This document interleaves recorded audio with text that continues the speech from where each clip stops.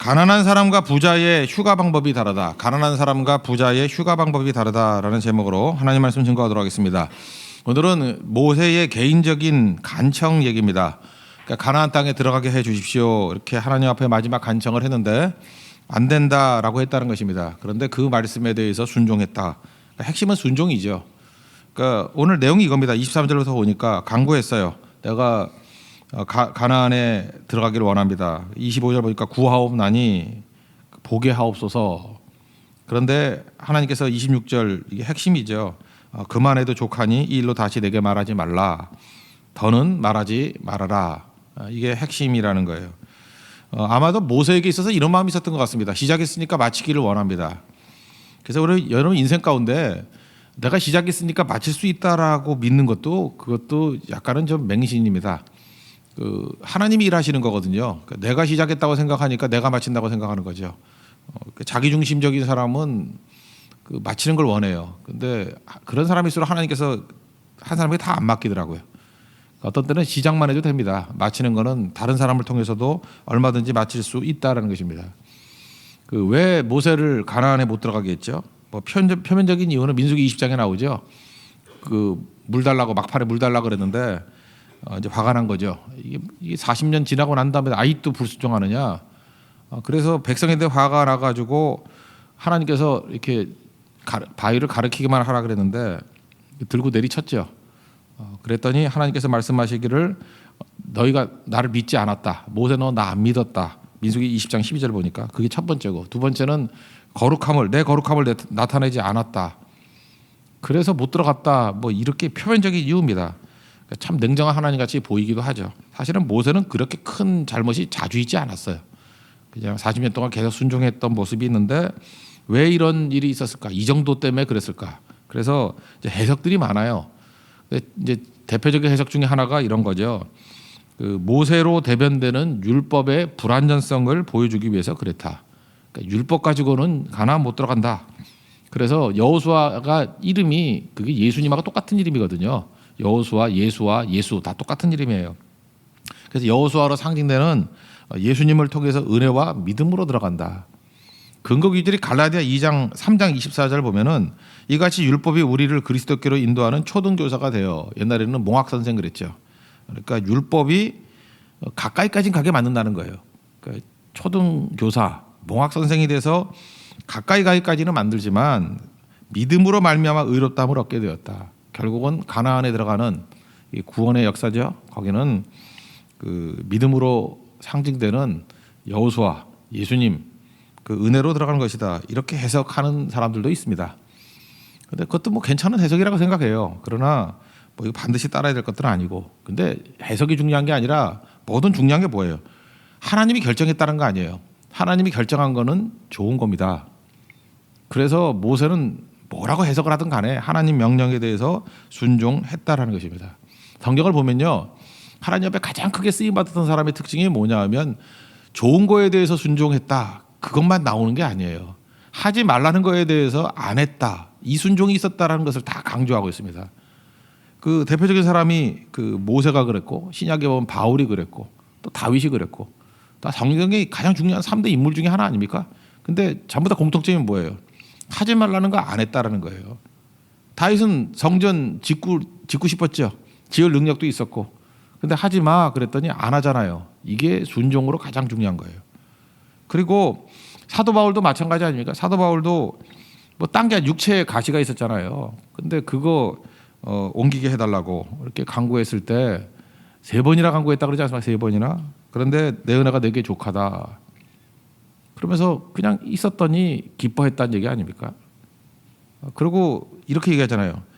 그래서 내가 약한 것들, 능욕, 궁핍, 박해, 공고를 기뻐하노니.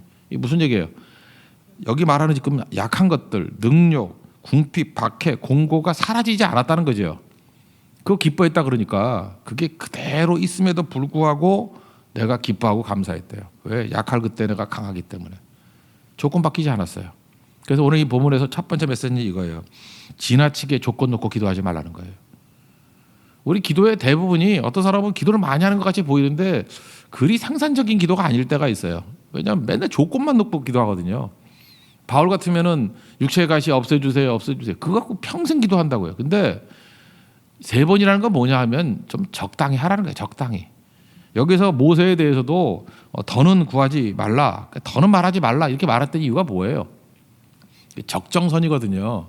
하나님께서 그렇게 구해도 안 주시면은 그냥 더 안 구해도 나중에 때가 되면 주실 거고, 만약 안 주실 거면은 그거 가지고도 할 일 다 할 수 있다라는 것입니다. 그거 조건 안 바뀌는 게 하나님의 뜻일 수도 있다라는 거예요. 근데 뭘 거기 매달려요? 여기 보세요. 바울이 육체에 가시가 있음에도 불구하고 사명이 이루었어요, 못 이루었어요? 이루었죠. 더 잘 이루었죠. 그렇다 그러면 조건이 아니잖아요. 그러니까 조건 기도는 적당히가 제일 정답인 것 같아요. 적당히. 그리고 사명을 이루는 거죠. 모세도 보세요. 모세가 지금 내가 가나안에 들어가기를 원합니다. 이거 조건이죠. 하나님께서 이스라엘 백성들 가나안에 못 들어가게 했어요? 들어가게 했다고요. 근데 조건이 뭐예요? 내가 좀 들어갔으면 좋겠어요. 그런데 아니죠. 여호수아를 통해서 들어가면 돼. 그게 하나님의 응답이라고요. 그러면은 내가 아니더라도 하나님의 뜻이 이루어지잖아요. 그러면 기뻐하고 그걸 박수 쳐줄 줄 알아야죠. 그게 중요한 내용이라는 것입니다. 다윗도 그랬죠. 성전을 짓는 거 짓지 말래요? 네 아들을 통해서 지으라고. 그러니까 내가 짓겠습니다가 조건이잖아요. 근데 짓긴 짓되 아들 통해서 지어. 그럼 그걸 받아들이는 거. 그게 순종이라는 것입니다. 그러니까 우리 대부분의 우리가 기도 응답이 없다고 말하는 것들을 보면은 그 조건이 맞지 않는다 그 얘기지 하나님의 뜻이 안 이루어진다는 건 아니죠. 그렇잖아요. 그렇다 그러면 내가 내 자아가 주인이 돼 있는 모습하고 똑같지 않겠습니까? 다시 우리 도식같이 말씀드립니다. 요한복음 보면 7가지의 표적이 나오는데 첫 번째 표적이 제일 중요한 메시지래요. 표적은 사인이기 때문에 메시지가 있다고요. 보여주고자 하는 게 있다고요. 가나의 혼인잔치. 주인 바뀌어야 된다는 거죠. 주님께 모든 걸 맡긴다라는 건 주인이 나였는데 선악과였는데 내가 하나님이었는데 이제 하나님이 회복이에요. 예수님이 주인 되십니다. 맡김. 주인이 바뀐 거예요. 그러면 주인이 명령 내리는 대로 하는 것에 대해 순종하는 거죠. 그래서 가나의 혼인잔치에서 핵심은 순종이라고요. 근데 순종이 뭐냐 하면 아무것도 안 시키고 주인이 혼자 다 하시면은 그냥 가만히 있는 게 순종이에요. 그게 제일 중요한 거고. 그리고 내가 생각하는 포도주 문제하고 관계없는 허드렛 명령을 내리더라도 아무 관계가 없어 보이잖아요. 자기가 현재 볼 때는 포도주를 만들어야 되는데 물 갖다 길어 부으래. 그리고 갖다 주래요. 이건 내용하고 연관이 없어 보이잖아요. 그거 순종하는 거, 사소한 일에 순종하는 거, 뭐 어떻게 보면 허드렛 같은 것을 순종하는 거, 그게 순종이에요. 그럼 결과가 나타난다는 거죠. 순종이라는 것은 주님이 가라 그러면 가는 거고 서라 그러면 서는 거고 가만히 있으라면 가만히 있는 거고 네가 약간 개입하라 그러면 약간 개입하는 거고 전적으로 개입해서 순교까지 하라 그러면 죽는 거고 그건 내가 결정하는 거 아니잖아요. 그러니까 순종은 뭐냐 하면 언제나 주인의 명령입니다. 오늘도 이 얘기를 하고 있는 거예요. 지금 모세가 되었던 바울이 되었던 다윗이 되었던 이 사람들은 하나님의 종들이었다. 종이 주인의 뜻대로 이제 그만 그러고 끝나는 거지 뭐 길길이 날뛰지 않았다 그 얘기죠. 교회에서도 마찬가지입니다. 하나님의 뜻대로 그냥 가만히 있으라면 가만히 있는 거예요. 하라 그러면 하는 거고. 그런데 우리는 계속해서 그 뜻이 이루어지는 거에 관심이 없고 내 조건. 그러니까 아직 자아가 안 죽은 거죠. 그걸 이제 믿음이라고 생각하는데 믿음이 없는 겁니다. 그게. 그러니까 조건 놓고 지나치게 기도하지 않는 모습. 그리고 더 큰 하나님의 뜻을 위해서 구하면 기도가 바뀌겠죠. 그러면 하나님의 뜻과 일치되는 기도 된다는 것입니다.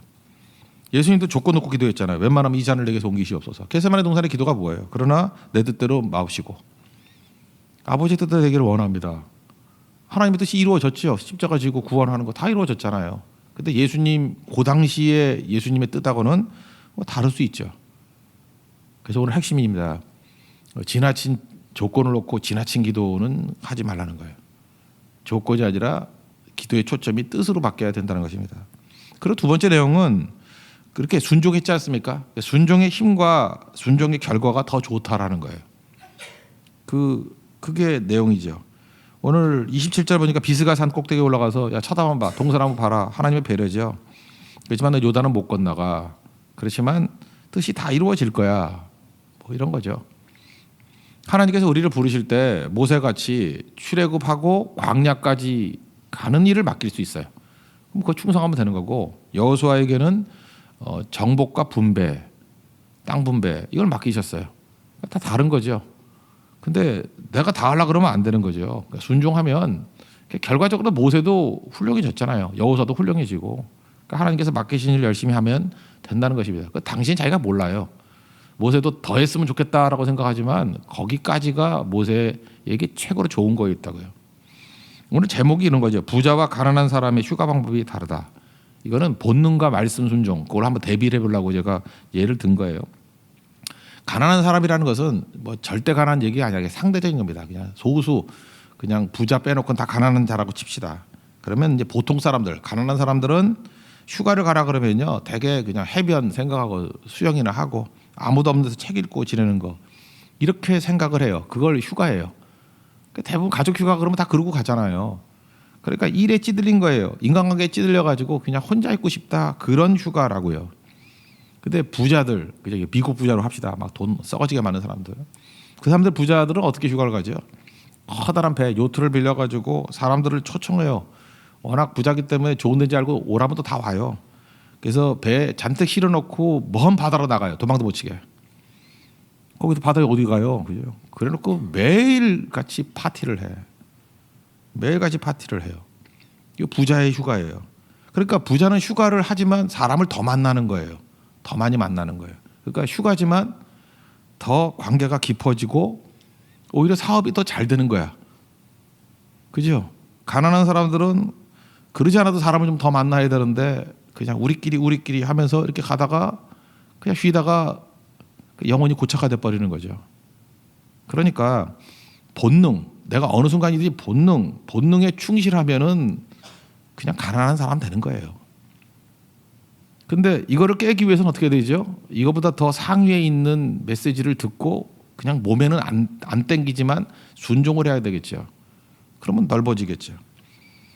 그냥 믿음 없는 사람들 보면요, 선교 가는 게 어리석어 보여요. 휴가를 가지 왜 저 돈 들이고 선교를 가나? 시간과 돈 들여가지고 왜 저러나? 그리고 공동체보다는 뭐 딴 거 생각하잖아요, 그죠?